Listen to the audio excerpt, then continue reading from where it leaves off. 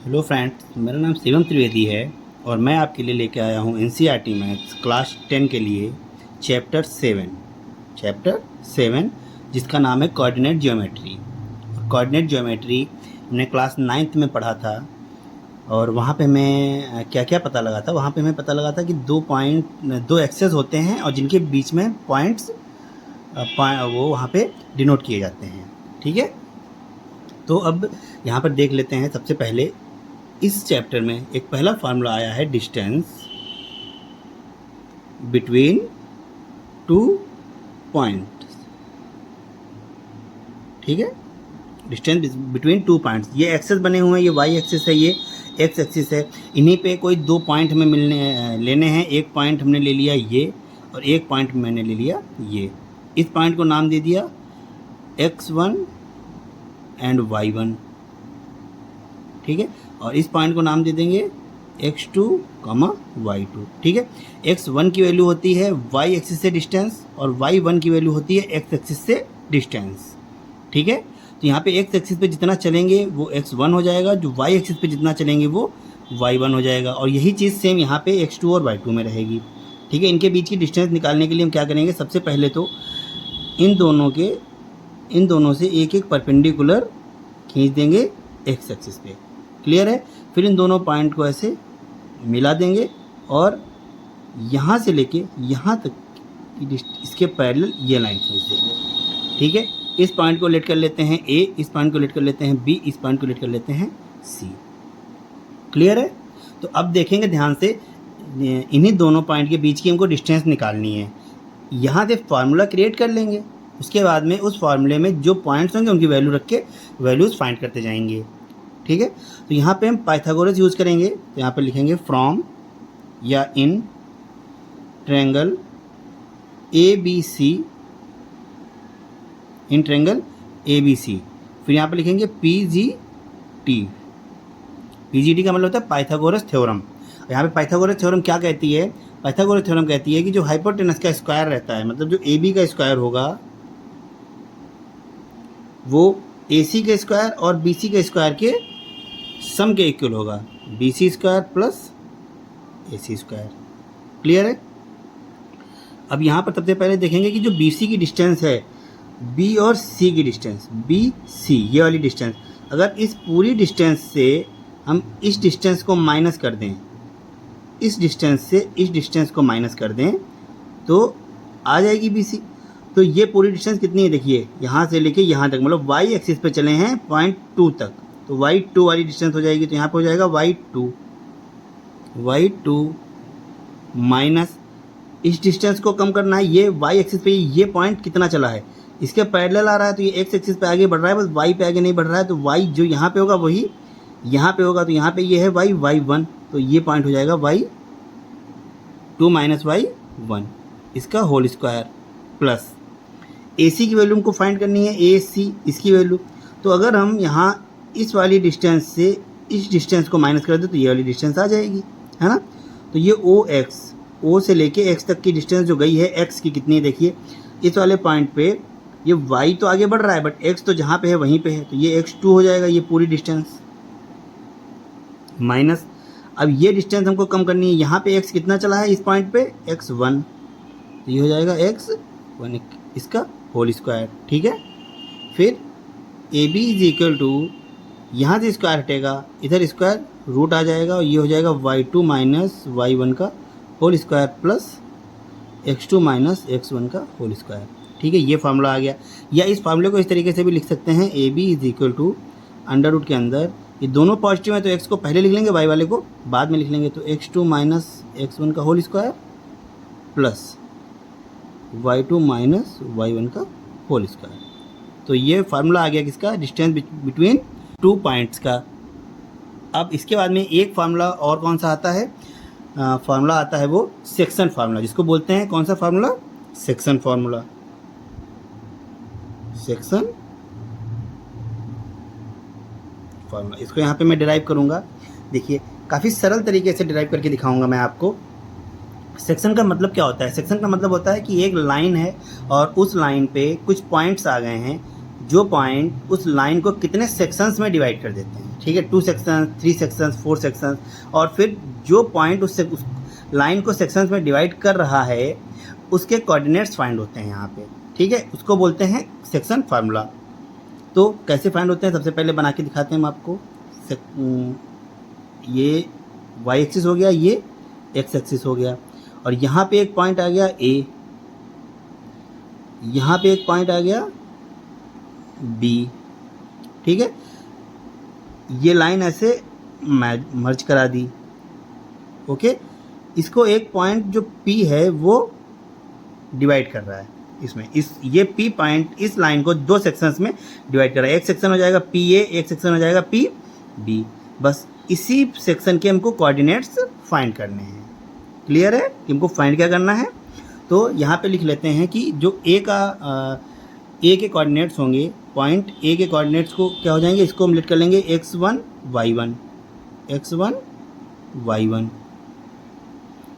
जो point B के coordinates होंगे उसको लिख कर लेंगे x2 y2, x2 y2, और p के कोऑर्डिनेट्स को लिख कर लेंगे x, y। क्लियर है? बस इतना समझ में आ गया कि हमको अभी करना क्या है।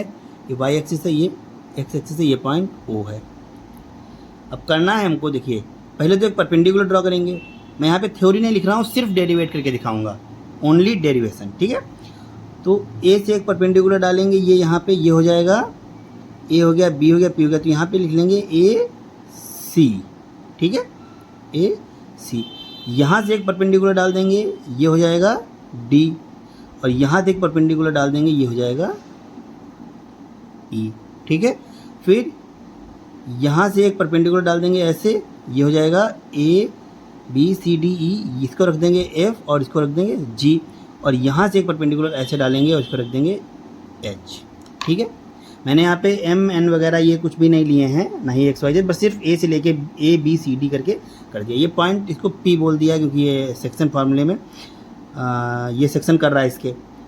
इस डिस्टेंस को मान लेंगे m, और इस डिस्टेंस को मान लेंगे m2, इसको m1, इसको m2। क्लियर है? ओके। तो अब बस इसी फार्मूले का मतलब इसी डायग्राम को यूज़ करके डेरिवेशन करना है हमको। यहाँ पे कौन कौन से ट्रायंगल्स हम लेंगे, देखिए कौन कौन से ट्रायंगल्स लेंगे। एक ट्रायंगल ले लेंगे हम APF, और एक ट्रायंगल ले लेंगे PBH, APF PBH, ये ट्रायंगल्स लेंगे। तो इन ट्रायंगल्स को लेने के लिए हमको इनकी साइड्स की भी नीड होगी। तो साइड्स पहले लिख लेते हैं। यहाँ पे देखते हैं साइड AP क्या है, AP है M2, ठीक है, जो AP है वो M2 है। AF है वो कितनी है, AF। ये कैसे फाइंड करेंगे, अगर हम इस पूरी लाइन से इस लाइन को सब्ट्रैक्ट कर दें तो ये बचेगी, ये x एक्सिस पे चल रही है, और यहाँ तक की x की डिस्टेंस P पॉइंट होगी, और P पॉइंट पे x की डिस्टेंस है x, तो यहाँ पे लिखेंगे x। और फिर इसको माइनस करना है यहाँ तक, यहाँ पे x की वैल्यू कितनी होगी, a पे जो होगी, a पे x की वैल्यू x1, तो x माइनस x1, ये हो जाएगा AF। क्लियर है? इतना समझ में आया। फिर उसके बाद में PF कैसे निकलेगा,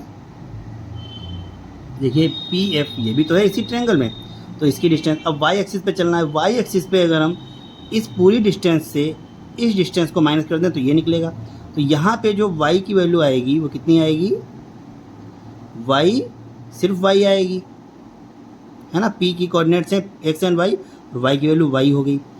फिर अब माइनस किसको करना है, इस वाली लाइन को, और यहाँ पे y की वैल्यू जो यहाँ पे होगी वही यहाँ पे होगी। a पे y की वैल्यू है y1, तो यहाँ पे भी y की वैल्यू y1 हो जाएगी। क्लियर है? PF हो गया। तो यहाँ से हमको AP, AF और PF तीनों मिल गए। उसके बाद में अब ट्रायंगल BPH में देखते हैं जाके, BPH में यहाँ से देखेंगे BP, ये क्या हो जाएगा M1, ओके। फिर PH, जो ये PH है इसमें देखिए ध्यान से, अगर इस पूरी लाइन से इस लाइन को माइनस करा दिया गया, इस पूरी लाइन से इस लाइन को माइनस करा देंगे तो PH ये वैल्यू आ जाएगी, ओके। तो देखेंगे PH कैसे लेके आएंगे, यहाँ H वाले पॉइंट पे एक्स की वैल्यू, मतलब एक्स एक्सिस पे ही चल रहे हैं ना, तो एक्स एक्सिस की ही वैल्यू लेंगे। जिस एक्सिस पे चलेंगे उसी एक्सिस की वैल्यू उठाएंगे। एक्स एक्सिस पे चल रहे हैं तो एक्स की वैल्यू यहाँ पे कितनी है, बी पॉइंट पे देखिए x2 है, x2 है, तो ये यहाँ से लेके यहाँ तक x की वैल्यू x2 है, और वहाँ से हमको ये वाली लाइन माइनस करनी है। यहाँ पे x की वैल्यू है x, तो x2 से अगर हम x को माइनस कर दें तो ये वाली वैल्यू आ जाएगी, x2 माइनस x।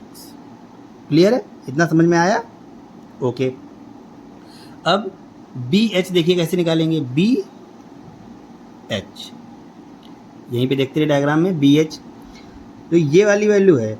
अगर इस पूरी लाइन से इतनी लाइन को हटा दें तो बी एच की वैल्यू आ जाएगी। तो इस पूरी लाइन में देखिए एक्स एक्सिस पे वाई एक्सिस पे चल रही है ये, तो यहाँ से लेके यहाँ तक बी पॉइंट तक वाई की वैल्यू कितनी हो जाएगी, बी पॉइंट पे y2 है, तो यहाँ पे y की वैल्यू हो जाएगी y2, तो यहाँ पे लिखेंगे y2। इससे माइनस करना है किसको, एच ई को, इस वाले को, और h पे y की वैल्यू कितनी होगी, जो p पे होगी वही y की वैल्यू h पे होगी, और p पे y की वैल्यू है y, तो ये y2 माइनस y ये आ गया। ठीक है, इतना समझ में आया? बस यही तो जो है मेन काम है यहीं पे, इस डेरिवेशन का जो मेन काम है वो यहीं पे है कि हमको इन साइड्स को अलग अलग निकाल के रखना है और सही निकाल के रखना है, गलत नहीं निकालना है। ठीक है, इनको सबको ब्रैकेट में कर लेते हैं ऐसे। ठीक है, अब इसके आगे लिख देंगे, एक लाइन लिखेंगे क्या, वी नो ट्रायंगल। देखिए कौन कौन से ट्रायंगल हैं, एक तो है A P F similar to triangle P B H. ठीक है, ये सिमिलर है। कैसे सिमिलर हैं, वी नो मैंने लिखा है यहाँ पे, तो इसका मतलब ये थ्योरम मुझे पता है। क्यों? क्योंकि जब दो पैरेलल लाइंस को एक ट्रांसवर्सल लाइन कट करेगी तो जो करस्पॉन्डिंग एंगल्स होंगे, ये वाला एंगल इस एंगल के इक्वल हो जाएगा। तो इस ट्रायंगल और इस ट्रायंगल में ये वाला एंगल इस एंगल के इक्वल हो गया, और ये वाला एंगल 90 डिग्री, ये वाला एंगल भी 90 डिग्री। तो दो एंगल्स इक्वल होने पे जो ट्रायंगल्स हैं वो सिमिलर हो जाते हैं। तो यहाँ पर प्रूफ नहीं कराएंगे, लिख देंगे वी नो। और अगर ऐसा है तो इनकी जो करस्पॉन्डिंग साइड्स हैं वो कैसी होंगी, उनके रेशियो इक्वल होंगे। तो ए पी अपॉन में पी बी, यहाँ पे देखिए A P upon P B is equal to किसकी जगह, A F upon P H, A F upon P H is equal to P F upon B H, P F upon B H, ये आ गया। ठीक है, अब इनकी values put करनी है, बस इनकी वैल्यू पुट करने के बाद में हमारा डेरिवेशन सॉल्व हो जाएगा। फिर जो ए पी की वैल्यू कितनी है, ए पी की वैल्यू m2, यहाँ पर लिखेंगे m2 अपॉन पी बी की वैल्यू कितनी है, पी बी की वैल्यू है m1 is equal to A F की वैल्यू कितनी है, x माइनस x1, और पी एच की वैल्यू है x2 माइनस x। हाँ ठीक है, इक्वल में पी एफ की वैल्यू कितनी है, y माइनस y1 अपॉन में बी एच की वैल्यू है y2 माइनस y, ये आ गया। ठीक है, तो अब देखिए यहाँ पे इस वाले को एक बार इसके इक्वल में रख के x के लिए निकाल लेंगे, एक बार इसको इसके इक्वल में रख के y के लिए निकाल लेंगे। तो यहाँ पर दो कोऑर्डिनेट्स हमको चाहिए, p पॉइंट पे देखिए ना, तो p पॉइंट पे दो कोऑर्डिनेट चाहिए, एक x चाहिए और एक y चाहिए। तो x की वैल्यू को निकालने के लिए x के इक्वल में रखेंगे, y की वैल्यू निकालने के लिए y के इक्वल में रख देंगे। ठीक है, तो फर्स्ट लिखेंगे यहाँ पे फर्स्ट, तो m2 अपॉन में m1 is equal to x minus x1 upon x2 minus x। इसको सॉल्व करेंगे, क्रॉस मल्टीप्लाई करेंगे, इसकी मल्टीप्लाई इससे हो गया कि तो हो जाएगा m2 x2 minus m2 x is equal to, इसकी मल्टीप्लाई इससे कराएंगे तो हो जाएगा m1 x minus m1 x1। Clear है?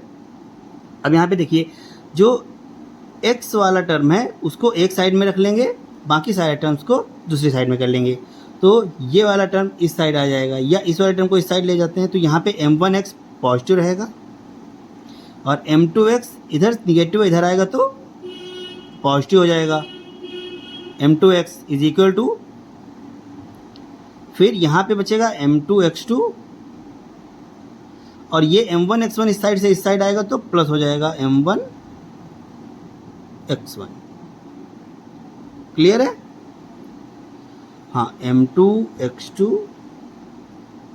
APM2 था, APM2, हाँ M2 और BP, ठीक है। यहाँ से x कॉमन आएगा तो क्या आ जाएगा,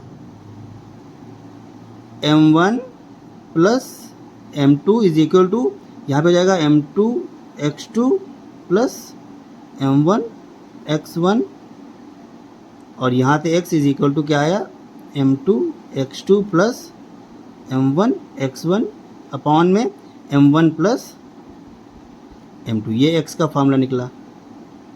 ठीक है, हमारी बुक में जो फार्मूला दिया गया है वो है M2X1 के साथ में और M1X2 के साथ में। ऐसा इसलिए है क्योंकि मैंने यहाँ पे देखिए M1 ऊपर ले लिया, M2 नीचे ले लिया। अगर मैं M1 नीचे ले लेता और M2 को ऊपर ले लेता तो जो M2 है वो इस वाले ट्रायंगल में चला जाता और जो M1 है वो इस वाले ट्रायंगल में आ जाता और वहीं से ये चेंज हो जाता। क्लियर है।